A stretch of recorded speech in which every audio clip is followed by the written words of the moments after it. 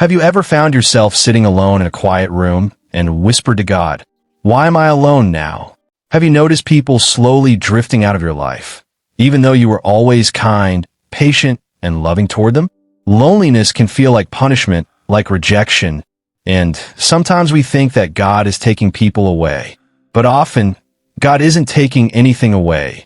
He is simply creating space in your life. In a peaceful countryside village, Mr. Morgan lived quietly. He walked slowly, spoke softly, but his heart radiated warmth and love. His home was small, yet anyone who entered felt a sense of peace. Mr. Morgan believed that God dwells wherever kindness resides, and he tried to make his home a place where kindness would never run out. Once his life was full of joy. His wife, Emily, was cheerful and strong, and their son, Max, was curious and energetic, always asking questions about the world and about God. They worked the fields together, shared meals at a small table, and prayed before going to sleep. Mr. Morgan often thanked God for giving him enough love, neither wealth nor luxury, just enough to feel complete. One winter, illness quietly struck Emily. She grew weaker day by day. Mr. Morgan stayed by her side during long nights, holding her hand, feeding her slowly, and praying the prayers he had learned as a child. Sometimes he begged God for her healing. At other times, he simply asked him to stay near. One morning, Emily passed away, and suddenly the house felt enormous and silent. Mr. Morgan sat alone, weeping, asking God why love could hurt so deeply. Yet amidst that grief, he felt a strange reassurance, as if God reminded him that his presence had not left, even after his wife's departure. Time went on. Mr. Morgan grew older and weaker, and Max went to the city for work. At first, he visited often, bringing gifts and laughter, filling the house with joy again. But gradually, his visits became fewer, stretching over months. Mr. Morgan learned to have his evening meals alone.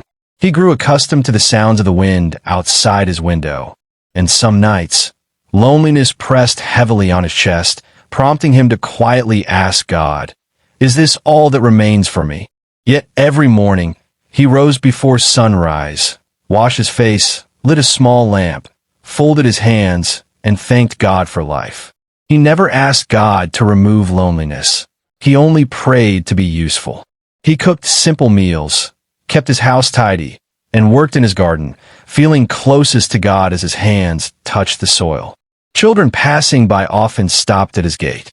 He welcomed them with bread, fruit, and stories, listening patiently to their small worries, believing that God listens to every heart, no matter how tiny.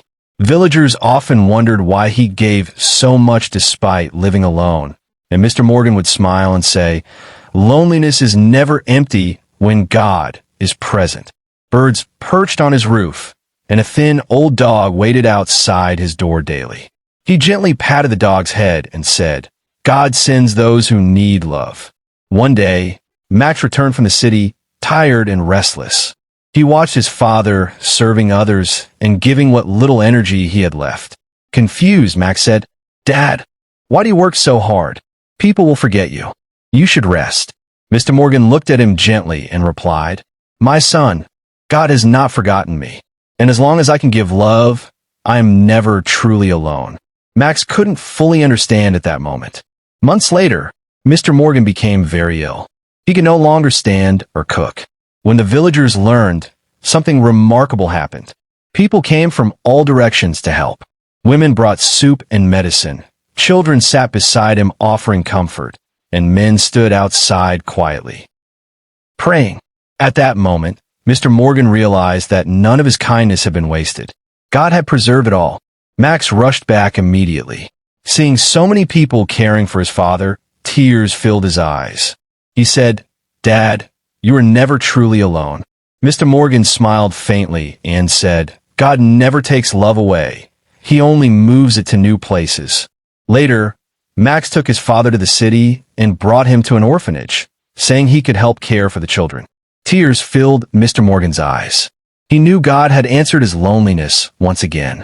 He cooked, shared stories, prayed softly, and comforted the children when they cried. The children called him Grandpa Morgan.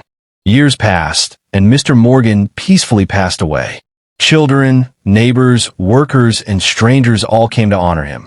Max finally understood that his father's seasons of solitude were never empty. They were guided by God. When God allows you to be alone, He is not punishing you. He is preparing you. He removes noise so you can hear love clearly. He distances people so your heart can expand.